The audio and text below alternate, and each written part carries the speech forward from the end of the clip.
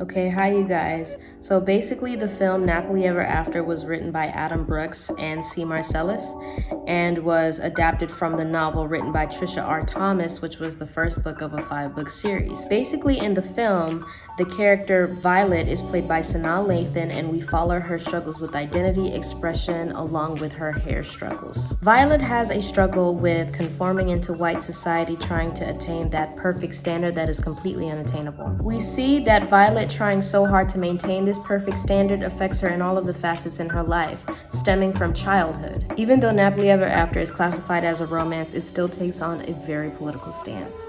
It touches on race, gender roles, and definitely touches on the dilemma of Black women having to conform themselves to a very unreal standard just to avoid scrutiny.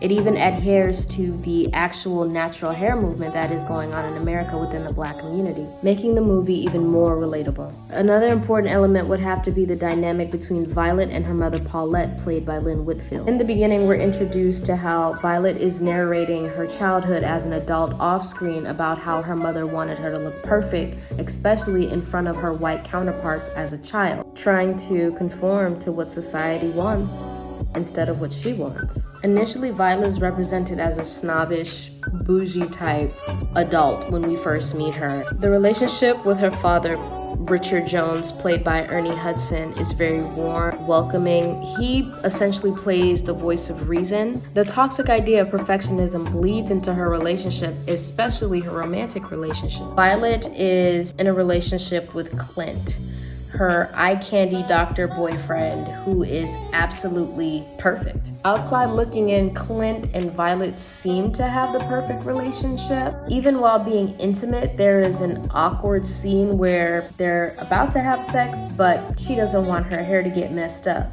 So we see the awkward space, the uncomfortable space that they're in when Clint tries to touch her hair and then Violet just pushes away.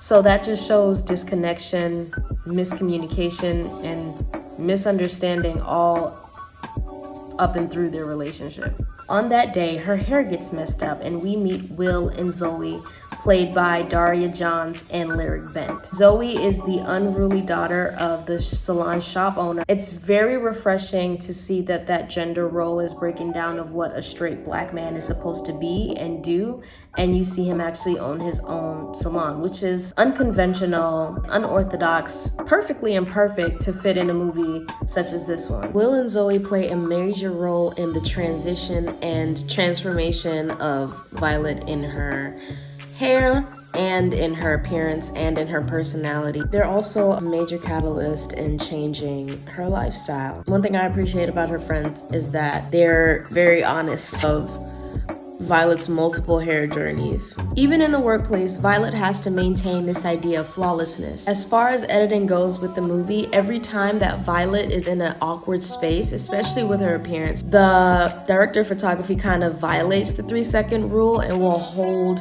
the camera on her for a very long time, showcasing how uncomfortable she is to kind of make the audience be in that awkward space with her. But when she's in a comfortable place and she's assured in herself and in her lifestyle, the camera movement is more fluid and acts more as a guiding light instead of just being a stationary shot.